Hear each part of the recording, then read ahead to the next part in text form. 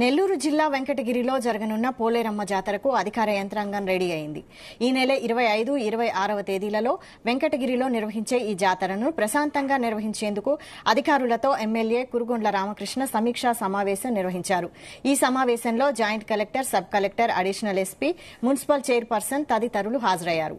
రాష్ట్ర పండుగగా నిర్వహిస్తున్న వెంకటగిరి పోలేరమ్మ జాతరలో ఆయా శాఖలు సమన్వయంతో పనిచేయాలని అధికారులు పిలుపునిచ్చారు.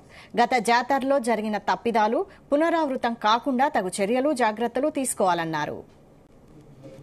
We have to give it due importance and due respect to the Lord, to the incoming public, and to the people of Venkatagiri also. So it is a request and very, very strict instruction to all the departments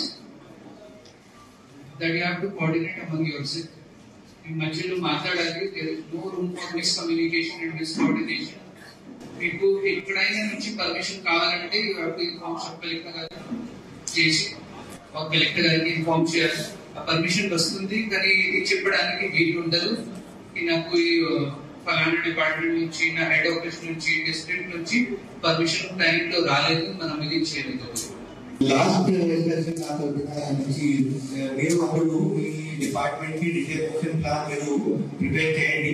ఆ detail action plan develop staff పేరు, staff duty మీరు assign చేస్తున్నారు, staff మీ department నుంచి రేపు evening కల్లా please share it with the sub collector office. మనం ఒక